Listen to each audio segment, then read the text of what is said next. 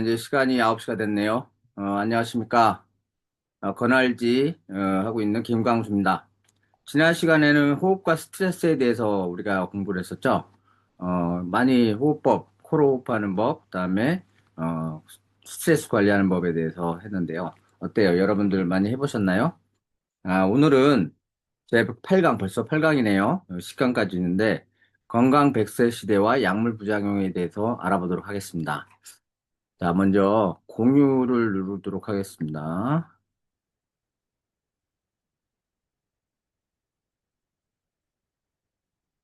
네.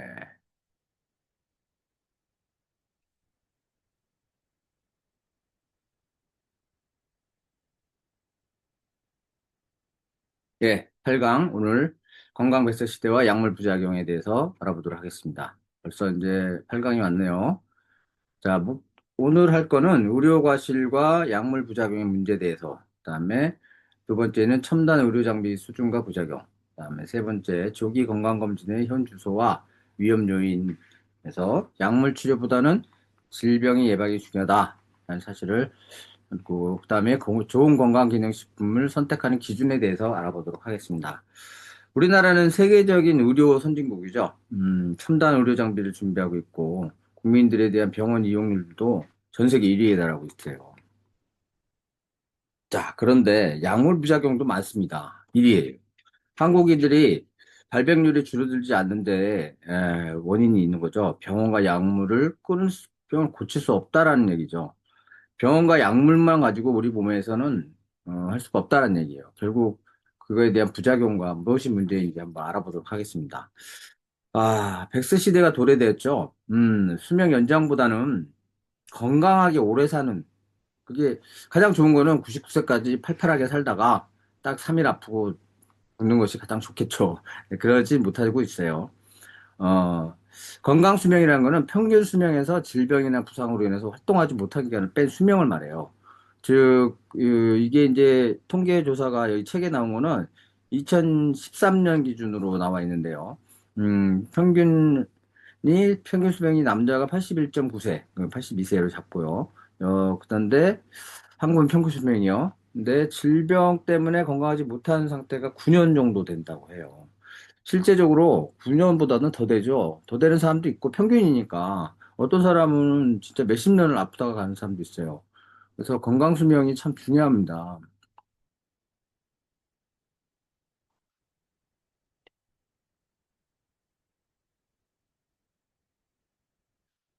자, 여러분, 건강 수명이 중요하겠죠? 이게 여기 가리네요.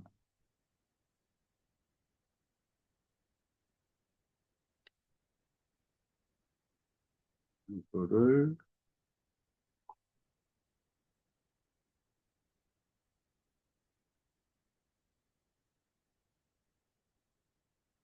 별표저가 나와야 되는데. 예, 또 그냥 하도록 하겠습니다. 아이고, 왔다 갔다 하지. 자, 실제적으로 건강 수명이 73세에 불과하다는 거예요. 이거는 2017년 대한노인병학회에서 자료 제공한 건데요. 지금 평균 수명이 2020 통계청에 의하면은, 내가 조사를 해보니까 이게 AI한테 물었어요. 챗GPT한테.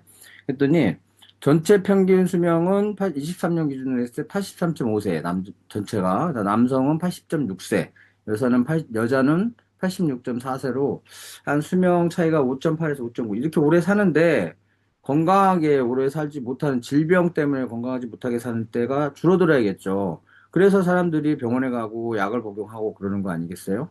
근데 보험개발원에서 조사에 의하면 2024년에 경험 생명표라고 하는데요. 남성 평균 연령이 86.47세였고요. 여성이 드디어 90세가 넘었습니다. 90.7세. 갈수록 오래 사는 기간은 많아지는데, 어, 질병으로 또 건강하지 못한 상태로 사는 기간도 늘어나고 있다는 얘기예요. 그게 문제죠. OECD 30개국 중에서 우리나라가 25위밖에 안 된대요. 문제가 크죠. 사람들은 병원 이용률이 우리나라는 1위예요. 그다음 병원 입원율도 1위, 응급실 이용률도 1위, 약품 복용량도 1위 기록하고 있는데 왜 건강 수명수는 이렇게 낮은 걸까요? 자, 저속노화가 요즘엔 더 유행이죠. 자, 이제는,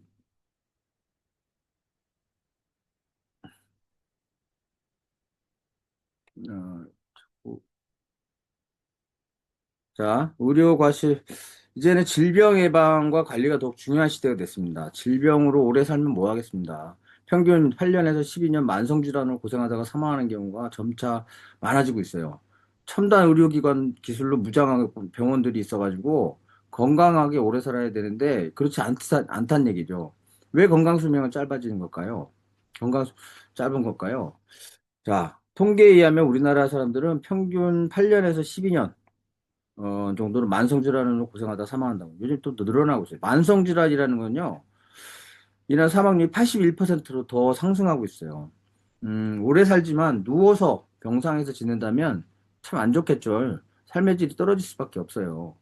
실제로 우리 테니스 제가 클럽에 있는데, 그, 본인은 괜찮은데, 본인도 별로 괜찮진 않으세요. 누구 손님인데, 괜찮진 않으신데, 와이프가 아파가지고, 암으로 이제 나중에 이제 식도암이 발견된 거예요. 거의 3기인가 4기 정도인데 방사선 치료하고 막 했는데 생활의 질이 너무 떨어져요. 그분도 떨어지고 또 당사자도 떨어지고 밥을 못 넘기니까 튜브로 먹고 참 옆에서 기도 많이 드렸습니다. 아, 과거에는 세기성 질환이 많아서 항생제나 약물로 질병을 치료할 수 있었지만은 현재는 만성 질환이 많아지고 있어요. 왜 그럴까요? 잘 먹고 잘 사는데 왜 그럴까요? 만성질환이라는 건요, 약으로 고칠 수 없는 병이 아니기 때문에 치료 효과가 약으로는 떨어집니다. 특히 당뇨, 저혈압, 고혈압, 고지혈, 암, 우울증, 불면증, 골다공증, 관절염, 이런 것들이 다 관련돼 있어요. 근데 전에도 그 장 건강에서 말했듯이 장을 다 튼튼히 하고 다 하면은 만성질환 다 없앨 수 있습니다. 이 만성질환은요, 평생 약을 복용해야 된다고 의사들은 말하는데, 그거는 결국 뭐냐면 평생 못 고친다는 거죠.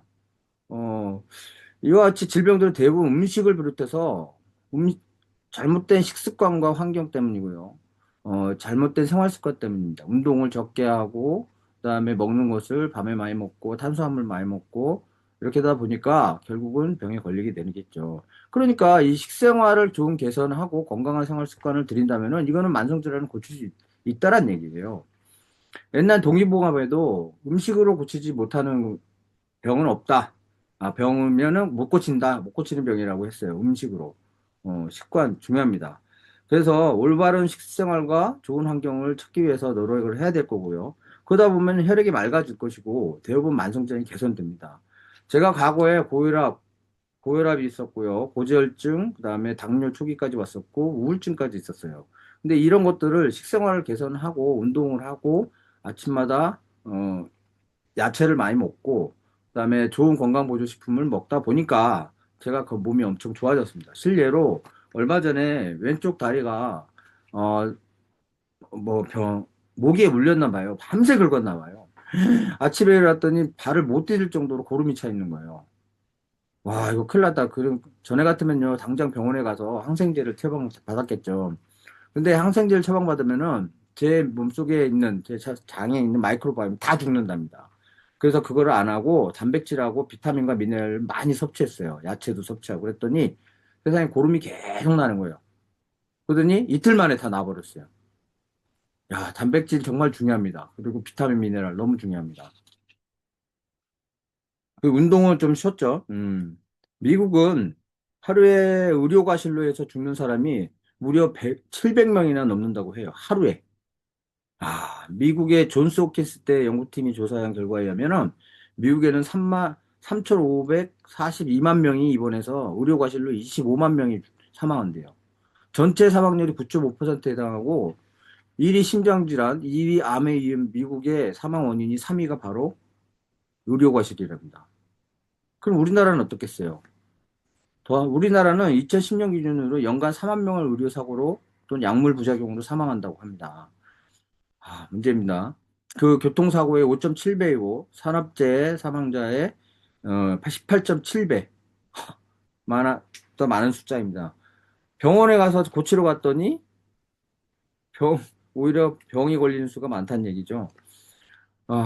그래서 의약품의 부정적 효과가 10만 6천여 명, 병원 내 감염이 8만 명, 그다음 약 처방 후에 의료진의 실수가 2만 명, 불필요한 수술을 1만 2천 명, 약 처방 실수가 7천 명. 아우, 문제입니다, 문제. 자, 그러면 진짜 약이 의사 말 믿어야 될까요? 다? 근데 부작용 없는 약은 없죠. 왜냐하면 의약품의 부정적 효과라는 것은 의료진 실수가 아니고요. 올바르게 처방된 약임에도 불구하고 환자가 이를 복용한 뒤에 약물 복용 부작용으로 사망 경우가 의미가 많아요. 어떤 약은 어떤 사람에게는 잘 듣고 어떤 사람에게는 안 듣고 그러는데 그것도 역시 몸속에 있는 마이크로바이옴하고 작용이 됩니다. 우리가 홍삼을 먹어도 누구는 반응자가 되고 누구는 비반응자가 되듯이 그 장을 다스려놔야 이런 부작용들도 적게 나타날 수 있다는 겁니다.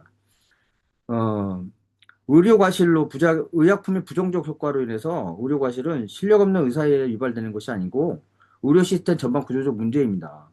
어떻게 하냐면은 약물 문제가 해결되지 않고는 의료사고로 죽은 사망자 수는 계속 늘어날 거예요. 환자혁명, 이체 있어요, 이체. 이체 있죠? 보이십니까? 이제 안 보여. 좀 떨어져야 되네요. 환자혁명. 이 조한경 박사. 미국의 우리 이제 재미교포죠. 재미교포인데 이 사람이 조한경 박사가 뭐라 그랬냐면 환자혁명에서 이는 현대의학의 인간의 몸을 전체적으로 보지 않고 지나치게 세분화해서 부위별로 보는 분위기와 첨단 기술과 약물에만 의존하기 때문이다. 라고 했어요. 그 문제입니다. 병원에서 질병의 원인을 갖다가 대는 환경과 잘못된 습관을 바꾸려고 노력을 하는 것이 아니고 고가의 의료 장비를 써가지고 약품, 수술에 의해서 돈이 되는 치료만을 하고 있어요. 솔직히 병원 가면요. 뭐 검사해라, 뭐 검사해라, 뭐 검사해라. 돈덩어리죠, 돈덩어리. 그리고 또 비급여. 보험이 안 되는 걸 막 보내요. 의사들도 참 힘들겠죠. 저희, 그래서 제약회사들도 또한 역시 식습관이라든가 생활습관, 운동습관, 이런 영양습관 등에 대해서 말하지 않고 그냥 약을 팔아먹으려고 해요. 그리고 제약회사들이 누구를 후원합니까? 의사들을 후원해요. 거기 연구비를 대주고 학교에서부터 연구비를 대주고 그 약을 또 제공해요. 그럼 그 약을 나중에 처방하게 돼 있는 거예요. 병원과 이런 제약회사들 간의 이 거래, 이걸로 인해서 제약회사에서 끌려갈 수밖에 없어요. 실제적으로 고혈압은 병이 아니다라는 책이 있는데요. 그 책에서 일본의 고혈압 학회가 있어요. 거기에서는 옛날에는 130에서 150이 정상 혈압이었답니다. 근데 그것을 낮춘 거예요. 그럼 지금 80에서 120이잖아요. 그러면 전 인구의 고혈압화가 만들어진 거예요. 그럼 누가 이득을 봅니까? 제약회사들이 이득을 보겠죠. 그 돈은 어디로 갑니까?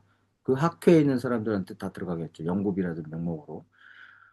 참, 이런 구조적인 문제로 인해서 도대체가 할 수가 없습니다. 음. 자, 약물 부작용 1위는 항생제입니다. 자, 첫째, 부작용이 없는 약은 없겠죠. 의사의 처방전 없이 약국에 바로 살 수 있는 일반 약조차도 위험한 경우가 있습니다.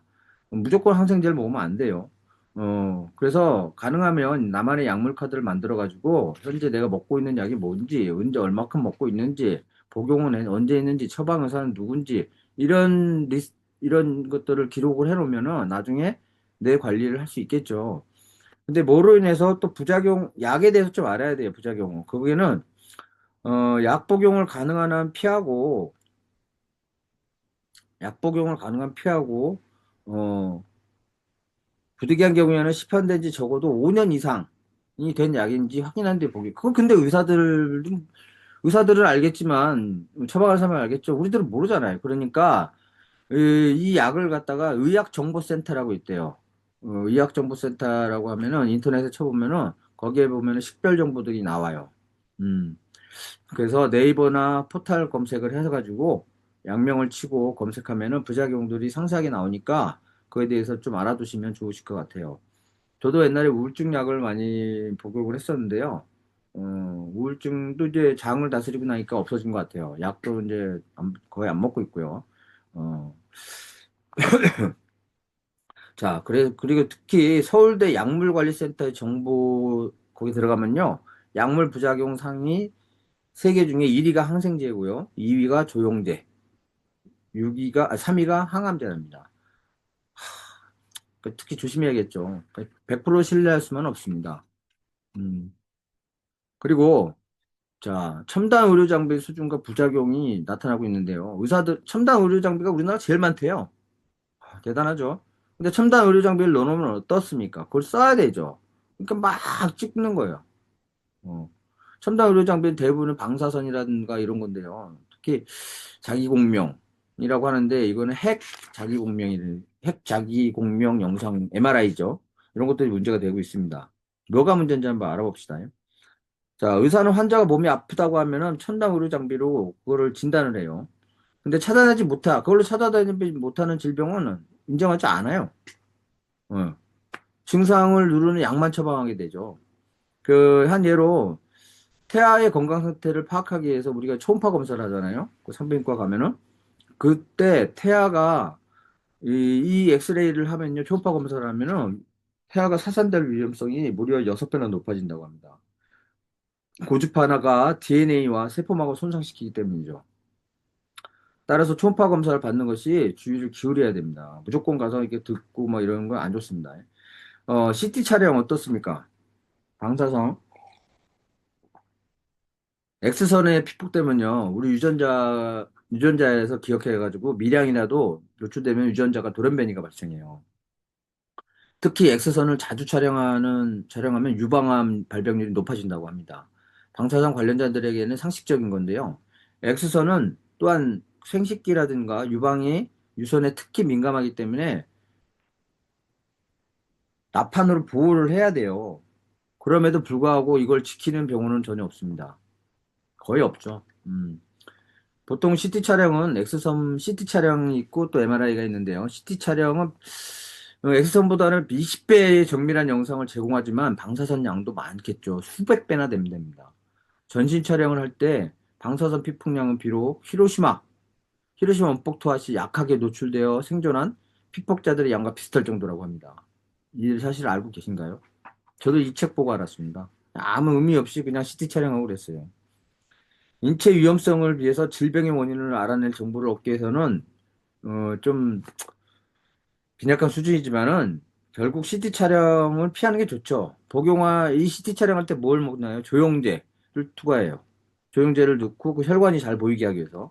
근데 이거는 백내장이나 뇌졸중, 갑상선 기능 저하를 유발하고요. 암이나 뇌졸중의 주 원인이 되기도 합니다. 또 밑에 있는 뭡니까?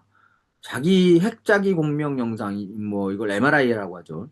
핵이라는 것을 붙이니까 이 사람들이 안 좋아해서 자기 공명 영상이라고 하는데 MRI를 지금 꽤 비싸요, 그죠? 이거 엄청 비싸요. 인체에 강한 자기장을 쏘게 되는데요. 체내 물 분자 속 수소 원자핵이 고주파를 방출하는 원리를 활용하고 있어요. 이 고주파 방출된 위치를 추적해서 인체 장기의 모양을 그대로 영상화한다는 거죠. MRI 영상은 CT 영상과는 달리 디스크, 관절의 인대 파열, 근육, 힘줄, 뇌 등 정밀하게 확인할 수 있고 인체 내 필요한 각도를 자유롭게 촬영해가지고 볼 수 있다라는 해상도가 가장 뛰어난 요즘에 대해서는 가장 진단 장비로서는 좋다고 할 수 있습니다. 그러나 넓은 범위를 검사하기는 어려워요. 세밀한 검사 범위가 5cm 내이기 때문에 국부적으로 자세히 보는 데는 도움이 되지만은 전체적으로 보지는 못한다는 얘기죠.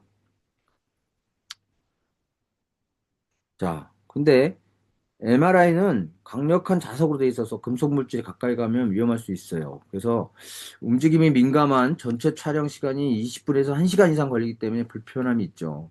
특히 물론 의사들은 별 문제가 없다고 하겠지만은 임산부나 임신 계획이 있는 사람들은 피하는 게 좋습니다. MRI 조영제를 또 투여하잖아요. 그게 몸 안에 들어가면은 혈관을 선명하게 보이게도 하지만은 부작용으로 발진, 호흡곤란, 구역, 구토 등을 유발한다고 합니다. 치명적인 섬유화증도 나타난대요. 한국의약품안전관리원에 따르면은 조영제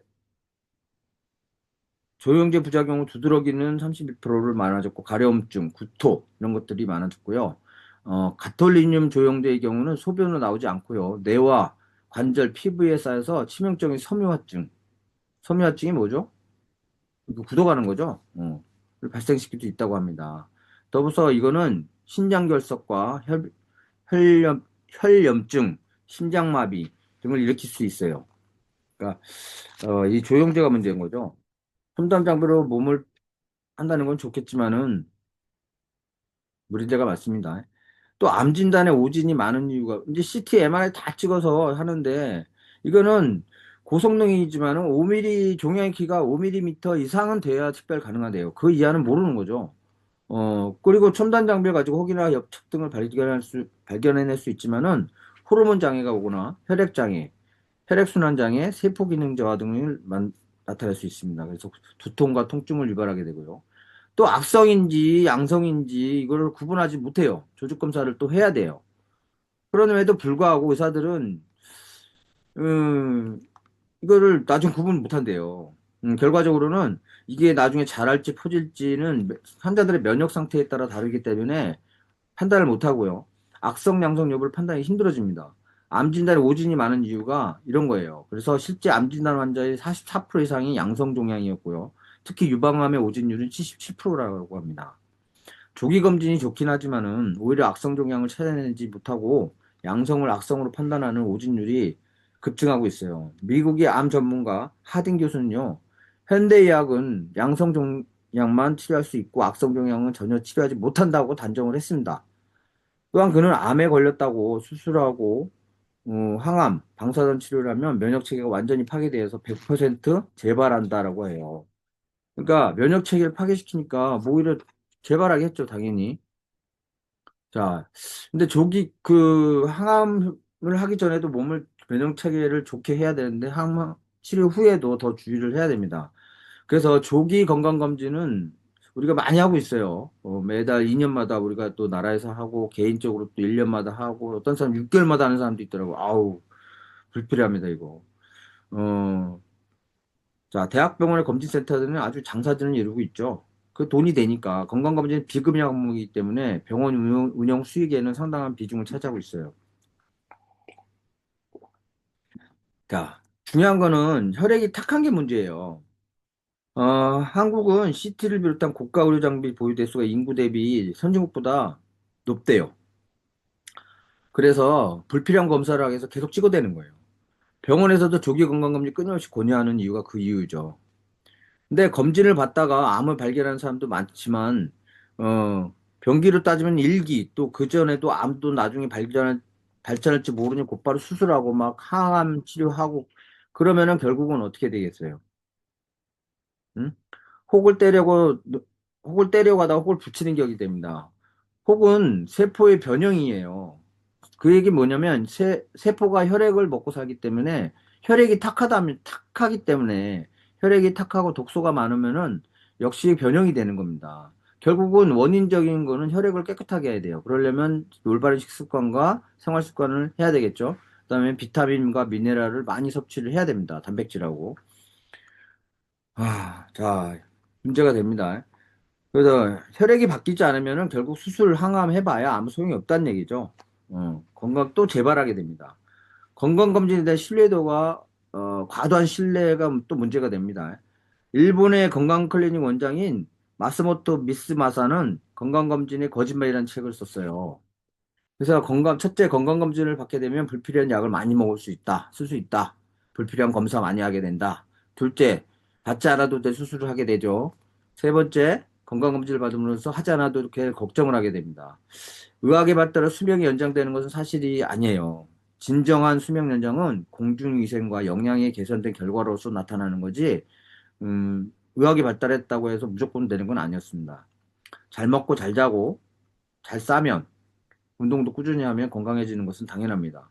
많은 현대인들은 병원에서 가서 정기적으로 검사를 받아서 약을 처방받아 먹으면 장수할 것이라고 꿈꾸지만 이거는 매스컴에서 하는 잘못된 신념입니다. 이렇게 말을 하고 있어요, 이 사람이. 예. 또 덴마크 의료진들은요, 1947년부터 2010년까지 무려 18만 3천 명을 대상으로 광범위한 의학적 조사를 벌였는데요. 그 결론의 핵심 중 하나는 건강검진은 질병을 예방하거나 사망률을 감소시키지 못한다는 결론을 내렸습니다. 그러니까 잘 먹고 잘 자고 잘 싸고 운동하는 것이 가장 좋다는 거예요. 개인 위생을 하고. 그렇죠? 그러니까 건강검진에 너무 투자하지 마라. 실제적으로 저는 건강검진을 2주에 한 번씩 했는데요. 그거는 뭐냐면, 전에 혈액, 저걸 했어요. 헌혈을 하면요. 웬만한 수치는 다 나와요. 어, 제가 2주에 한 번씩 한 거는 1시간씩 하게 되는 그런 걸 했으니까요. 예.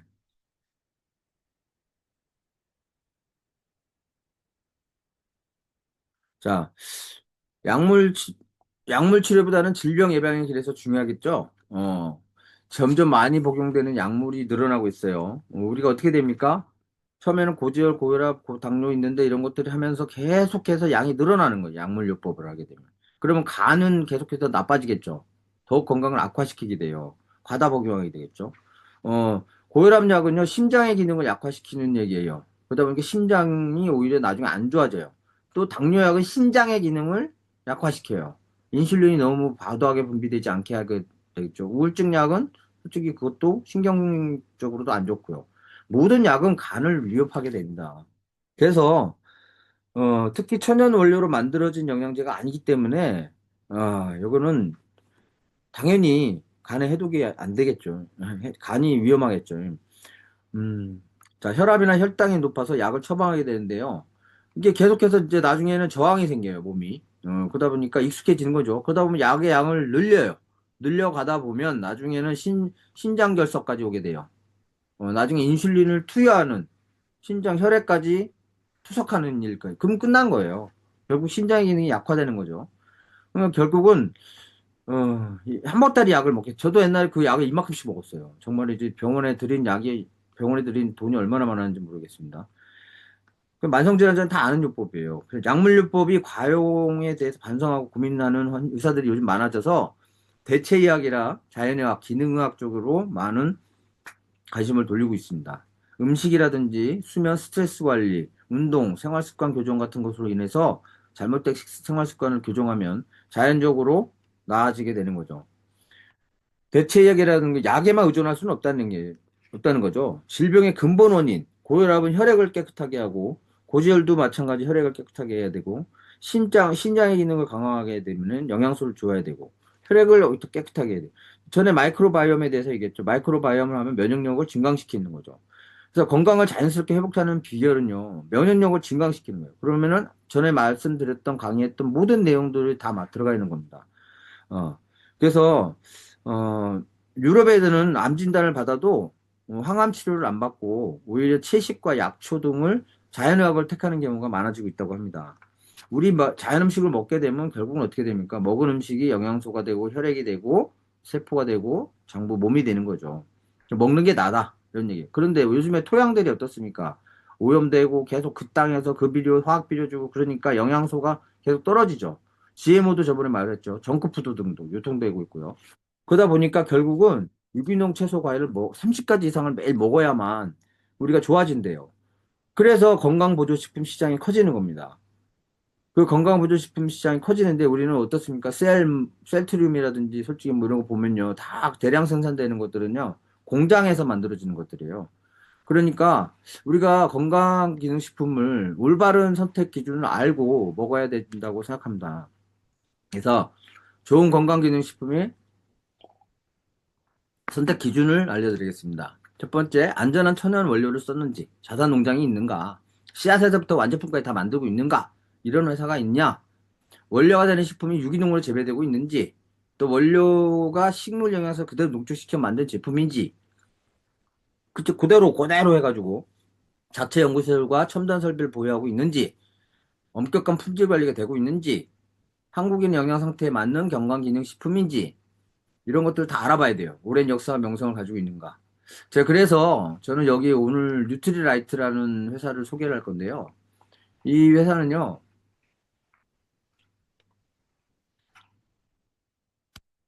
이 회사는 제가 건강을 할 때 베스트 오브 사이언스, 베스트 오브 네이처, 즉 철학은 지키고 과학은 발전시킨다는 데인데 모든 것을 친환경으로 경영을 해요. 2022년 11월 17일 날 희망TV SBS에서 이현우가 직접 가서 인터뷰하면서 했던 내용입니다. 이거는 유튜브를 보시면 보시고요. 근데 이 뉴트리라이트라는 회사는 1934년에 설립이 됐는데요. 이 뉴트리라이트 창시자는 칼렌버그 박사는 누구냐면요. 중국에 1920년도에 갔다가 중일전쟁 때 거기에서 잡혔던 거예요. 근데 옥중 생활하는 중에 거기서 막 못도 갈아서 먹고 식물도 먹고 해서 겨우 건강 상태를 유지하고 나중에 나왔는데 그 중국에 개발이 되면서 그걸 상황을 보니까 잘 사는 사람들이 오히려 성인병에 많이 걸리고 만성질환에 걸리기 시작했고 농부들은 그러지 않았다는 겁니다. 그래서 식물에서 함유하고 있는 영양소 전부가 유용하다고 믿었던 거예요. 그래서 좋은 제품을 만들려면 씨앗에서부터 완제품까지 내가 직접 재배를 하고 해야겠다라는 생각에서 이분이 시작을 했습니다. 1927년도죠. 이제 본격적으로 식물 영양소 연구를 시작하려고 한다. 이렇게 해서 알팔파 식물을 먹고 건강하게 잘 자라는 것이 인상 깊었다. 소에게 좋은 것을 사람에게도 좋은 것이라 생각하기에 알팔파를 중심으로 식물 영양소를 추출하는 실험을 하고 있다. 자, 이분이 칼렌보고 박사하고 이제 샘 램보고 박사가 지금 이어가지고 하고 있죠. 어, 이 뉴트리라이트 회사는 정말 유기농 회사예요. 이렇게 보면은 1934년도에 더블엑스라는 거를 그때 만들었는데 20달러 정도 됐는데도 세계 1위로 종합 비타민 잘 팔렸다고 해요. 비타민과 미네랄, 식물 내재 영양소가 들어있는 겁니다. 일반 식품들은요, 식품들은 영양제들은요, 그런 게 없어요. 화학으로 만든 것들은 그냥 비타민만 들어가 있고, 이렇게 있는데, 화학 성분만 들어가 있어요. 그런데 식물 내정영양소라고 뭐냐면, 마늘에는 알리신이 있고, 뭐 어떤 거에는 프라보노가 있고, 뭐 이렇게 빨간색이, 자체 내 식물들은 노란색, 빨간색, 파란색, 이런 것들이 있잖아요. 녹색. 근데 이 색깔에 들어가 있는 식물이 내재하는 영양소인데, 우리 몸속에 들어오면 비타민과 미네랄과 엮여져서 엄청난 많은 효과를 가져온다고 해요. 그거를 더블 X, 지금 우리나라만 들어오는 더블 X인데, 이거는요. 비타민, 미네랄, 무기질들이 종합적으로 들어가 있습니다. 제가 이거 먹고 건강 상태가 상당히 좋아졌습니다. 근데 이게 광고 한 번 안 하는데, 지금 이제 2034년이면은 100주년이 돼요. 벌써 90주년이죠. 올해는 91년째예요. 자, 이 주 원료는 이렇게 아세로체리부터 해서 부원료가 이렇게 많이 들어갑니다. 이런 것들을 직접 재배해서 하고 있어요. 농장에는 이런 농약을 전혀 쓰지 않고요. 10km 반경의 농장에서 어떤 사람이 어떤 뭐 화학비료를 쓴다든지 이렇게 농약을 쓰면 그걸 사들여가지고 그걸 없앤다고 합니다. 그리고 밭을 1년, 5년, 3년이나 5년 주기로 휴경을 해요. 1년씩 휴경을 해. 지력을 회복하기 위해서. 그리고 지렁이를 통해서 이집트산 지렁이를 통해서 얘는 수직 운동을 한답니다. 그래서 숨구멍을 뚫어주고요. 퇴비는 양이 또 퇴비를 담당하고 올빼미 올빼미도 일꾼이 됩니다. 어? 자, 그리고 이렇게 생산이 되고 있어요. 종자를 선택해서 씨앗에서부터 농장 선정하고, 그 다음에 수확하고, 재배하고, 수확을 해요. 재배를 하고, 농축해서 만든 거예요. 제조하고, 포장. 그래서부터 씨앗에서 완제품, 이렇게 질소를 땅에 물어넣어서 지렁이를 풀어 밭을 정리하고요. 회비를 만들고, 이런 식으로 과학적으로 완제품까지 가장 영양가 높은 시기에 수확을 해서, 그 다음에 양들이 뱃을 청소하게 하고 토양을 쉬게 해줄 쉬경. 원료식물을 3, 4년간 재배하면 1년간은 휴정을 대단하죠. 누가 이렇게 합니까? 그래서 TNA가 걸려요. 이게 뭐 양이 딱 정해져 있기 때문에. 미국에 이런 하나, 둘, 셋, 네 개의 연구소가 있고, 연구소와 농장이 있습니다. 그다음에 중국에도 있고요. 이렇게 캘리포니아, 워싱턴, 브라질, 멕시코에 있고요. 이런 사진. 지금 실제적으로 현재 들어가 보면 이게 실시간으로 볼 수 있다고 합니다. 우리나라에도 이게 영천에 건강기능식품 공장을 설치했어요. 파이토 지노믹스라고 해가지고요. 뉴트리아이트를 1972년에 한국 아메이가 인수했죠. 그래서 상생협력, 그 경상도 영천서와 상생협력 업무 협약을 맺고요. 미국 본사에서 엄격한 품질 기준, FDA 기준에 맞춰서 하고 있습니다. 영천 공장은 올 4분기부터 아메이 건강기능식품 뉴트리아이트를 직접 여기서 생산하고, 그다음 우리 한약과도 연관을 짓고 있습니다. 중국에는 이렇게 했어요. 중국 웰빙 공정이라고 해서 우시 지역에 아메이 식물연구센터 개관을 했습니다. 그래서 연구를 하고 있어요. 지금 한약과 이거 관계. 여기 장수성의 우시에서 위치한 아메이 식물연구센터는 민간기업이 주도하는 세계 최초의 중국 약재 재배 기술 및 약재 추출 연구 이렇게 끊임없이 연구하고 있습니다. 이 여기 있는 연구소들의 연구원들은 한 1000여 명이 되는데요. 자기네들이 특허를 개발하면요. 자기에게 특허권을 가기 때문에 꺼지지 않는 연구소라고 합니다. 불이 꺼지지 않는 연구소. 이렇게 직접 하고 있습니다. 대단한 회사입니다. 뉴트라이트 회사 거를 꼭 드시기 바랍니다. 여러분, 오늘 그 약에 대해서 알아보고 부작용도 알아봤는데요. 질문은 단톡방에서 하시고, 그 다음에 뉴트라이트라는 회사를 꼭 알아보시고, 그 약으로, 그 건강보조식품을 드셨으면 합니다. 네. 다음 주에는 벌써 9강이네요. 우리가 또 먹고 잘 자고 잘 살려면은 우리가 직접 재배해서 할 수는 없지만, 좋은 원료를 가지고, 좋은 가정 주방 용기를 가지고 요리를 해야 된다. 실제적으로 하버드대는요, 요리법까지 가르치고 있어요. 저번에 하버드 그 피라미드 나왔죠. 여러분, 다음 시간에는요, 구강, 건강을 위한 주방과 가정 요리에 대해서 하도록 하겠습니다. 자, 오늘 여기까지 하겠습니다. 감사합니다.